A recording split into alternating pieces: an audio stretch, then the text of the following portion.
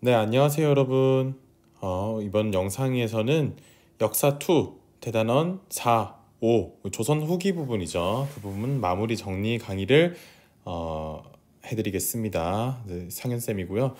같이 한번 잘 정리해보고 우리 역사 김라고서도 잘 한번 쳐보도록 하겠습니다. 그러면은 함께 정리해보도록 하겠습니다. 제일 첫 번째는 우리 그 강의 순으로 가지 않을 거예요. 쌤이 그냥 여러분들이 이해하기 편한 대로 조선 전기랑 후기를 묶어가지고 설명을 해드릴 테니까 여러분 적절히 따라오시면 되겠습니다. 첫 번째는 조선 정치사를 우리 같이 한번 살펴보도록 할게요. 정치사를 우리가 어디서부터 어디까지 살펴보냐? 조선의 건국에서부터 나중에 세도 정치까지 한 큐에 알아보자고요. 첫 번째는 바로 조선 건국입니다. 조선이라는 나라는 여러분 어떻게 건국되었었나요? 크게 뭐 여러 가지 단계를 배웠었지만 어떻게 배웠다? 먼저 정치적인 권력을 가져와야겠죠. 정치적인 권력을 가져오기 위해서 했던 뭐 위화도 왜군. 줄자가 잘 안 보이네. 정치적인 권력을 가져오기 위해 펼쳤던 위화도 왜군. 그리고 또 어떤 사건이 있었어? 정치적인 힘 가져왔으니까 이제 과정법을 통해서 경제적인 권리를 가져왔고 그 다음에 어떻게 조선을 건국했다. 위화도 가정법 뭐 이런 키워드가 있으면은 조선이 건국되어 가는 어떤 과정이구나 이런 키워드로 여러분들이 이해를 하시면 되겠습니다. 조선 건국 과정 중요한 인물 한 명 있었죠. 어떤 사람이 있었다? 그렇죠. 바로 이성계라는 사람도 우리가 함께 배워봤습니다. 이성계 조선을 만든 사람이죠. 태조 나중에 태조가 됩니다. 그렇게 해서 조선이 만들어졌다.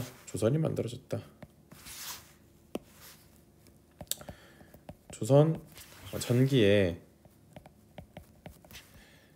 여러 국왕이 있었다. 조선 전기 여러 국왕 우리 한번 떠올려 봅시다. 누구 있었다?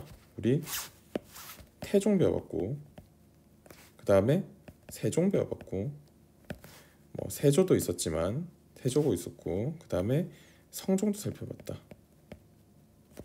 태종, 세종, 세조, 성종 정도 우리가 같이 살펴봤죠. 각각의 업적들은 여러분들이 학습지를 보면 다 알 수 있을 거예요. 요것들을 잘 구분해서 기억하시는 게 중요하겠습니다. 누가 있을까? 태종은 뭐 했죠? 태종은 뭐 허폐법도 했고 또 뭐가 있었어? 허폐법, 사병, 혁파도 있었다. 등등등 있었을 것이고 이세종 집현전도 설치했고 또 뭐가 있을까? 집현전도 있었고 뭐 경련을 중요시했다 이런 내용도 있었고 네 등등등등 보시면 되겠습니다. 경련을 중요하게 한 거지 뭐 경련을 처음 만들었다 이런 건 또 아니에요. 그러니까 경련을 중요하게 생각했었다. 근데 세조는 집현전 없애 경련도 없애 이런 식으로 가버렸다. 하지만 그거를 다시 만들었던 사람이 누구다? 성종대다. 집현전의 부활이라고도 볼 수 있죠. 뭐가 만들어졌다? 바로 홍문관이 만들어졌고 그리고 뭐 경연도 부활했다 이런 거 알 수 있겠습니다. 그리고 중요한 거 어떤 법전을 만들었다? 경국대전이라고 하는 법전을 만들었던 거로 굉장히 유명하죠. 경국대전 조선 최고의 법전이다. 경국대전 언제? 세조 때부터 만들기 시작해서 성종 때 완성했다라는 것도 우리가 기억해 두시면 될 것 같습니다. 그래서 조선 전기 국왕들의 어떤 특징들에 대해서 우리가 같이 살펴봤습니다. 그렇다면은 이게 첫 번째로 살펴봤다면은 이제 조선 전기 건축 건국 조선이 국왕 이렇게 살펴봤는데 그 다음으로 살펴볼 거는 이제 붕당이라는 게 생겨가는 과정에 대해서 함께 살펴보겠습니다. 붕당 여러분 붕당이 만들어지는 과정 한번 살펴보겠습니다. 붕당이 만들어지는 과정을 이해하려면은 여러분 먼저 살인파라는 게 어떻게 생겨났고 훈구와 어떻게 경쟁을 했는가 이런 거를 살펴봐야 됩니다. 이 조선이라는 나라를 건국할 때 바로 신진사대부 세력과 이성계가 힘을 합쳐가지고 조선이라는 나라를 만들었었어요. 이성계와 신진사대부가 힘을 합쳐서. 근데 이 신진사대부들 중에 모두가 건국에 참여를 한 게 아니라 일부는 조선 건국 조화라고 하는 세력이 있었고, 일부는 고려를 멸망시키고 조선을 세우는 거 잘못된 거야 라는 사람이 있었어. 이때 조선의 건국에 적극적으로 참여해서 일종의 훈장을 받은 사람, 공을 세우고 이런 사람들, 이런 사람을 뭐라고 하냐, 훈구파라고 한다. 근데 반대로 고려에 우리가 유교를, 신진사대면 유교 공부한 선비들인데 우리가 유교를 공부했는데 고려에 충성을 하지 않고 뭐 조선이라는 새로운 나라를 만든다, 그거는 잘못했다, 우리는 조선 건국을 지지하지 않고 조선 건국에 참여하지 않겠다 했던 사람들이 있어요. 그런 사람들을 우리가 사림이라고 부르기도 했다. 당연히 조선 초기에는 건국을 지지했던 훈구 세력들이 조금 더 잘 나갔겠죠. 얘네들이 잘 나갑니다. 반면 사림은 어땠을까? 사림들은 조선 건국에 적극적이지 않았었으니까 좀 대우를 못 받았겠죠. 얘들은 대우를 못 받습니다. 이렇게 미미하게 참여해봤습니다. 혹은 뭐 이제 아예 정치에 참여하지 않았었죠. 이 사림이라는 세력이. 그렇죠. 그래서 지방 향촌에서 성장을 하고 있었는데 이 사림들이 언제부터 등장을 하냐? 나중에 이 성종 때 훈구들을 견제하기 위해서 뭐 김종직 이런 사람들을 등용하면서 사림들이 등장을 하게 됩니다. 사림들이 조금씩 등장을 하니까 훈구가 이들을 견제하게 됩니다. 그러면서 훈구와 사림 간의 배틀이 있었다. 뭐였다? 바로 사림이 화를 입은 사건이었다. 사화라는 게 있었죠. 우리 이거 사화는 총 몇 개 있다? 쌤은 이렇게 외워요. 사화 4번 있다. 4번 있구나 라고 기억을 했어요. 사화하면 사화가 몇 번 있었다? 무오, 갑자, 기묘사화, 을사사화, 요런 순서로 진행됐다는 걸 살펴봤었죠. 무오사화는 이제 그 연산군 때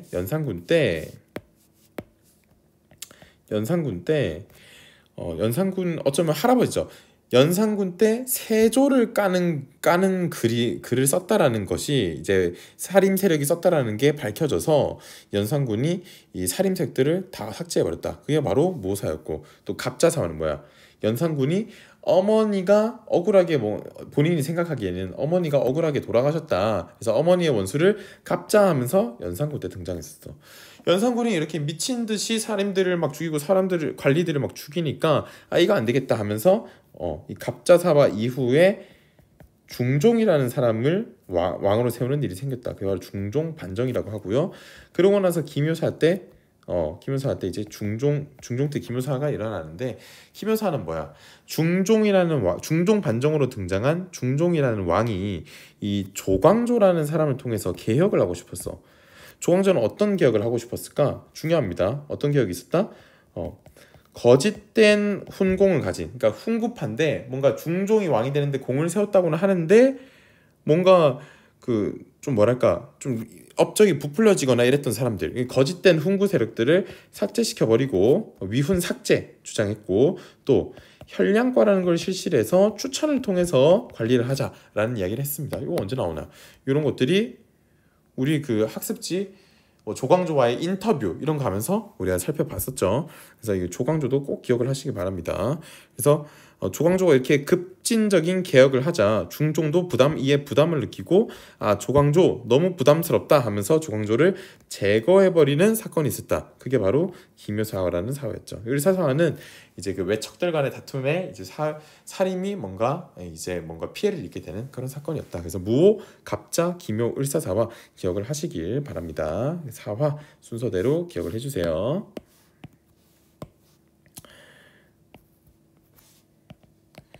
그렇게 이제 지방에서도 어려움을 겪었던 사림 세력들은 중앙에서 어려움을 겪었던 사림 세력들은 다시 이제 지방에 내려가서 2가지 엔진을 바탕으로 성장한다. 그게 뭐였을까? 바로 서원과 향약이었다. 서원은 학교였고 향약은 향촌의 약속이었죠. 이런 것들을 통해서 성장을 하고 결국에는 나중에 언제 선조라는 왕이 즉위를 할 때쯤 되면은 이 사림 세력들이 이제 본격적으로 힘을 가지고 성장을 하게 되었습니다. 훈구는 이때 사라진다라고 보면 되겠습니다. 크기가 너무 커서 좀 줄일게요.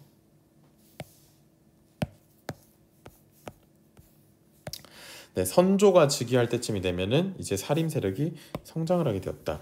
근데 공공의 적이 사라지니까 이 사림도 둘로 나눠집니다. 어떻게 나눠졌을까? 바로 이조전랑이라는 관직을 놔두고 두로 나눠졌어요. 그렇게 나눠진 게 최초의 붕당이었죠. 바로 동인과 서인으로 나눠졌다. 왜 이조전랑을 누가 차지할까라는 걸 두고 나눠줬다라는 거. 그래서 최초의 붕당 동인과 서인이 있었다. 이 동인은 다시 어떤 학풍이나 이런 걸 바탕으로 다시 둘로 나눠지는데 어떻게 돼? 북인과 남인으로 나눠지게 됩니다. 이때쯤이 이제 선조 때가 언제냐? 바로 임진왜란을 겪었을 때야. 임진왜란을 겪었을 때인데 임진왜란을 겪으면서 굉장히 힘든 상황 속에서 선조가 죽고 광해군이라는 왕이 등장을 합니다. 근데 이때 광해군을 적극적으로 지지했던 게 바로 북인 세력이었어요. 북인 세력, 광해군. 그럼 광해군이 했던 여러 가지 개혁들은 북인과 맞닿아 있겠다라고 보면 되겠죠. 광해군은 어떤 개혁했죠? 광해군은 첫 번째, 여러분 기억나는 거 있어요? 중립외교 같은 거 했다. 또 어떤 거 있었어? 광해군 중립외교. 또 뭐가 있었지? 그렇죠. 바로 대동법도 광해군 때입니다. 대동법. 세 번째 또 뭐가 있었을까? 또 뭐 동의보감도 광해군 때입니다. 그래서 이런 것들 우리가 광해군 때 있었다. 근데 이런 중립 외교를 펼쳤던 거 그리고 플러스 동생을 죽이고 어머니를 가둬버렸던 폐모살죄의 어떤 죄 그런 것들 때문에 서인 세력들이 힘을 합쳐서 이 광해군이 어떻게 명나라를 배신하고 청나라랑 가까워지며 어떻게 어머니를 가두고 동생을 가질 수 있냐 하면서 인조반정을 일으킵니다. 인조반정. 그러니까 광해군을 내쫓아내고 인조를 즉위시키게 된 거죠. 인조반정. 그러면서 북인은 광해군과 함께 사라집니다. 그래서 사실상 북인은 없어집니다. 인조반정 때문에 인조반정의 결과 이렇게 광해군이 사라지게 되었는데 그 이후에 이 인조반정을 즉위했던 서인 같은 경우에 이 정치를 주도하게 되는 겁니다. 그러면 북인은 사라졌으니까 지금 남아있는 누구야? 남인이죠. 남인은 간신히 목숨만 살아있다 정도로 보시면 되겠습니다.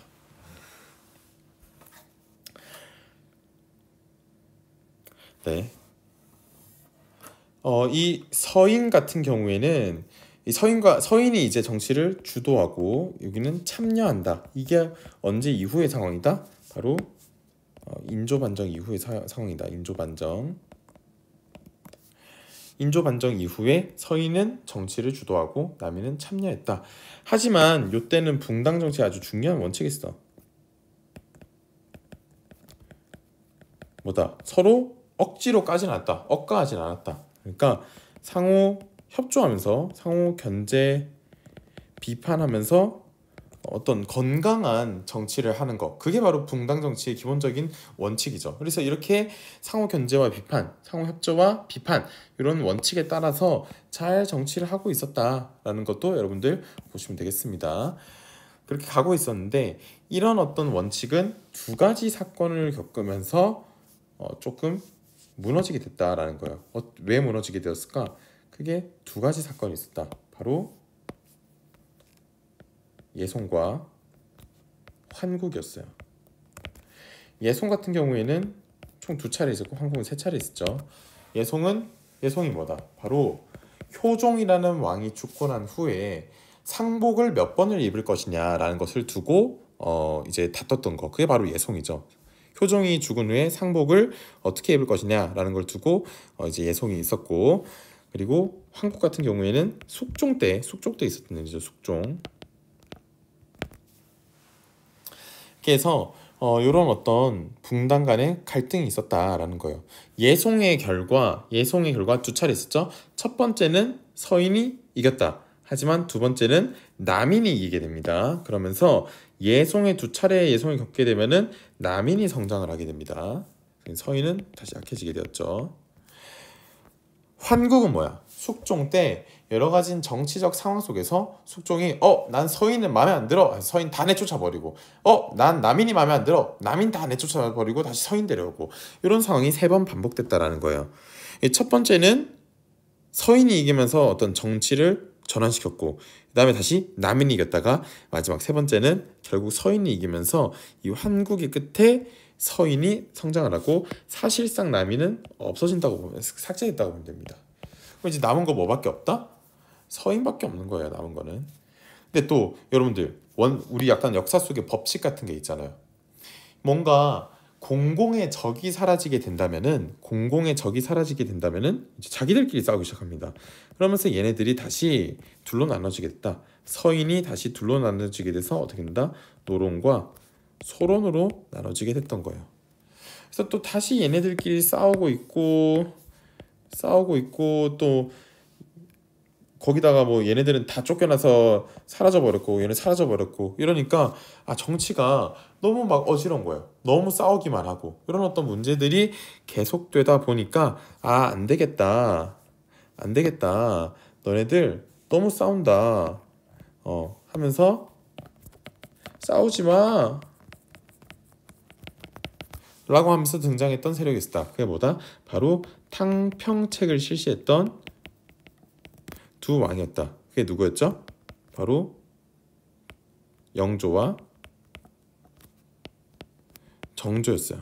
VS라기보다는 영조와 정조가 있었다. 그래서 요거를 해결하려고 했던 왕이 영조와 정조가 있었다. 그리고 그 방법이 뭐다? 탕평책이라는 건데 영조와 정조가 했던 거를 각각 기억을 하시면 될 것 같아요. 그래서 각자 여러 붕당 관계없이 여러 사람들을 등용했다. 여러 붕당 여기도. 그래서 뭐 등용하면서 원래는 그 남인 출신이죠. 다 죽어가는 남인 출신이었던 정약용 같은 인물도 등용했고 뭐 박제가라는 인물도 이때 등용되고 등등등등 이들이 이때 등장하게 됐다라는 거 우리 살펴봤었습니다. 그 외에도 여러 가지 있죠. 뭐 영조는 서원 정리했고 또 뭐가 있었죠? 이조전랑 아까 동인과 서인으로 갈라졌던 이조전랑 정리했고 뭐 이런 것들 이런 여러 가지 어떤 개혁들을 실시했다. 붕당 간의 갈등을 해소하기 위해서 그런 정치를 했었다. 그걸 뭐라고 한다? 탕평책이라고 한다. 네, 그렇게 해서 강력한 왕권을 바탕으로 이런 걸 정리하려고 했다. 그게 탕평책이다. 기억을 하시면 되겠습니다. 근데 여기서 문제가 뭐냐면 강력한 리더였던 영조와 정조가 죽고 나서의 문제예요. 이 강력한 힘을 가졌던 영조와 정조가 죽고 나니까 이제 그 다음 왕은 누구냐? 순조라는 조금 어리고 힘이 약한 왕이 즉위를 하게 되었어요. 그러자 이 순조의 옆에 있었던 가문인 바로 안동김씨 뭐 이런 특정 가문들이 정치를 이제 장악하고 주도하는 상황이 되었던 것입니다. 그래서 우리가 이런 특정 가문이 정치를 하는 걸 우리가 뭐라 그런다? 세도 정치라 그러죠. 그렇죠. 결국엔 뭐다? 이 막 붕당 간의 갈등을 해결하기 위해서 영조와 정조가 탕평책을 실시했는데 그러다 보니까 왕권이 아주 강해지게 되었고 그리고 그러다 보니까 왕권이 강하니까 왕 주변에 있는 사람들도 덩달아 강해졌다. 원래 왕이 강하고 그 왕 주변 신하도 강했었는데 그 왕이 죽고 강력한 왕이 사라져 버리니까 신하만 강해졌다. 그게 바로 세도 정치라는 거예요. 특정 가문이 정치를 주도했다. 세도 정치다. 세도 정치의 폐단 어떤 거 있었나요? 뭐 매관 매직도 있었고 또 얘네들이 뇌물을 내가 만약에 세도 가문한테 10억 주고 어떤 남양주 수령 같은 게 됐다. 그러면은 어떻게 세금으로 100억 뜯어가겠죠. 그런 세금이 어지러워지는 걸 우리가 삼정의 문란이라고 한 답이었습니다. 삼정의 문란. 이런 것들이 나타나게 됐다. 그러다 보니까 이런 어떤 어려운 상황 속에서 더 이상 못 참겠다 하면서 봉기들, 농민 봉기를 일으키는 상황이 된 거죠. 농민 봉기. 그게 뭐가 있다? 농민 봉기. 바로 뭐 우리가 배웠던 거는 홍경래난과, 그리고 또 뭐가 있었다? 그렇죠. 바로 홍경래난과 임술농민 봉기. 이런 식으로 몇 가지 난이 일어났다. 이 두 가지 난도 좀 잘 기억을 해야 돼요. 홍경래난 같은 경우에는 어떻게 서북 지역 평안도에서 시작을 했고요. 몰락양반 홍경래가 주도했다. 그러다 보니까 서북 지역에서 이걸 하다 보니까 뭐 청천강 지역 일대를 장악했다. 뭐 청천강 장악했다 이런 거 나오면은 홍경래. 하지만 전국적으로 확산되질 않았어. 지금 임술농민 봉기는 이제 뭐 진주농민 봉기라는 것에부터 출발을 해서 그게 이제 확산되다 보니까 삼남 지방에 70여 고를 확산됐다. 이게 아주 특징이라 할 수 있죠. 그러니까 70여 고를 확산되니까 이거 정부도 가만히 있을 수 없다. 그래서 뭘 만들었다? 삼정 이정청 같은 걸 만들어 가지고 삼정 이정청 같은 걸 만들어서 뭔가 개혁을 또 시도하려고 노력을 했다. 하지만 잘 됐다 안 됐다? 잘 안 됐다 라는 것까지도 우리가 함께 살펴보시면 되겠습니다. 그래서 우리가 이렇게 긴 어떤 조선의 정치적인 붕당의 흐름에서부터 이 세도 정치까지를 함께 살펴봤어요. 그래서 여러분들이 쭉 보시면서 한 번 더 얘기해 주자면은 이 신진사대부 세력이 조선공부에 참여했냐 참여하지 않았냐를 기준으로 훈구와 사림으로 나누게 됐다. 처음에는 당연히 조선에 열심히 참여했던 훈구가 아주 힘이 셌다. 너무 힘이 세니까 이 훈구를 견제하기 위해서 조선의 어떤 성종부터 시작해서 이들을 견제할 사림 세력들을 데려오기 시작했다.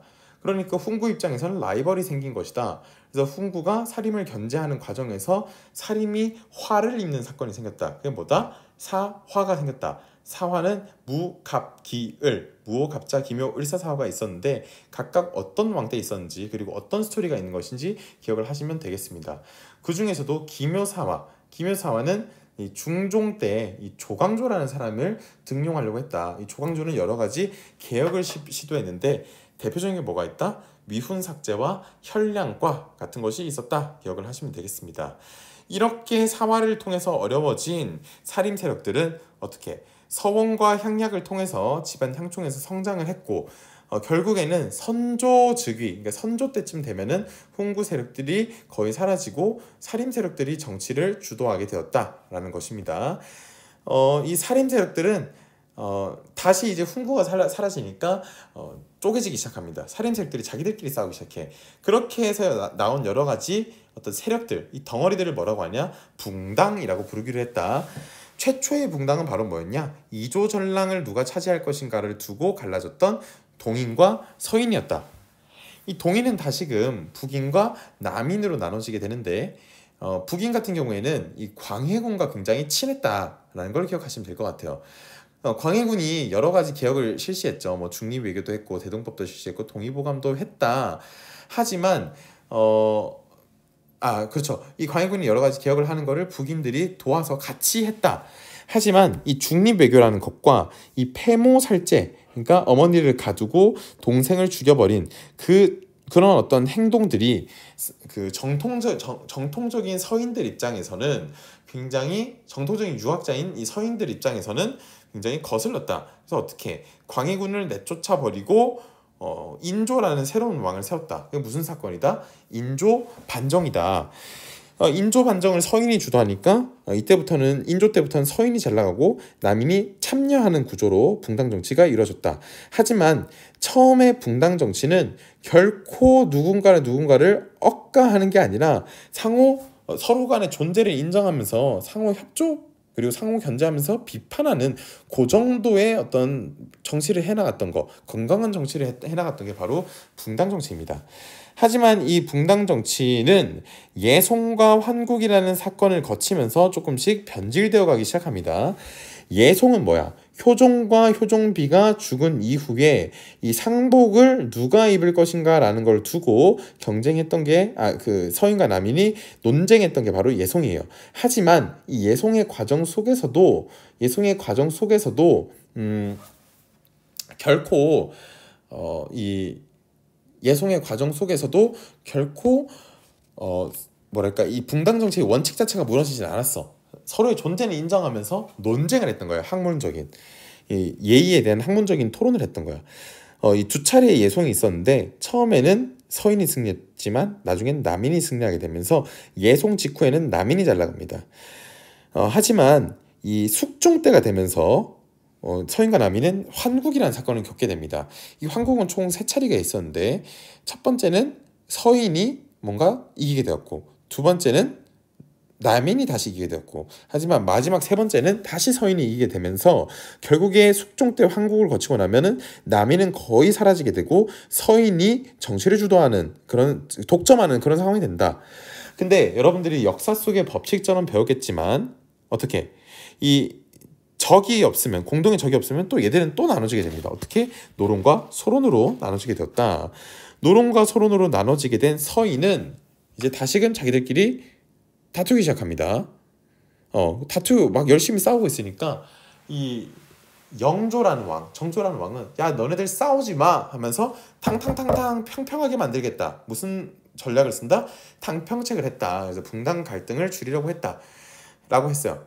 영조 같은 경우에는 이제 여러 붕당 인재를 등용하고 또 서원을 좀 이제 줄이고 아예 없애버리는 건 아니고 정리하고 그 이조 전의 권력을 약화시켰다라는 거 살펴봤었죠. 이조 전랑은 동인과 서인이 나눠졌던 배경입니다.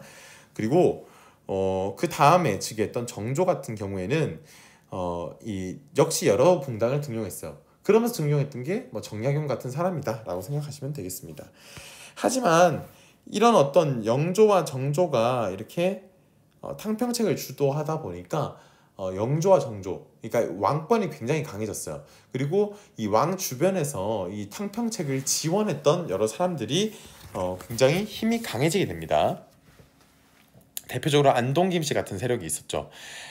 근데 그러니까 지금 상황이 보면은 왕권도 강해지고 왕 주변의 신하도 강해졌어. 근데 이때 강해진 왕권, 즉 강력한 왕이 사라졌어. 그러면 왕과 신하가 힘이 있었는데 강력한 왕이 사라져버렸어. 그럼 이제 누구만 남았어? 강력한 신하만 남았죠. 결과적으로 안동 김씨 같은 특정 가문이 정치를 주도하는 세도 정치가 펼쳐지게 되었다. 이 세도 정치, 특정 가문이 정치를 주도하다 보니까 매관매직 같은 어떤 비리가 굉장히 막 이렇게 널리 이루어졌었고, 또 삼정의 문란 같은 어떤 세금에 있어서의 문제도 생기게 되었다. 삼정의 문란은 뭐 전정, 군정, 환곡은 대출하는 거다. 이런 거 우리 기억했었고요. 잘 모르면 학습지 보세요. 이렇게 매간매직 삼정문란, 세금을 너무 많이 뜯어가요. 화가 나요. 뭐가 일어난다? 농민봉기가 일어났다라는 거예요. 농민봉기 우리 크게 두 가지 살펴봤는데 뭐 있었다? 홍경래가 일으켰던 홍경래의 난, 이거 임술농민봉기 있었다 보시면 되겠습니다. 이 홍경래의 난의 특징은 왜 일어났냐? 이들은 평안도 지역, 즉 서북 지역에 대한 차별 때문에, 그리고 세도 정치 때문에 일어났다 보시면 되겠습니다.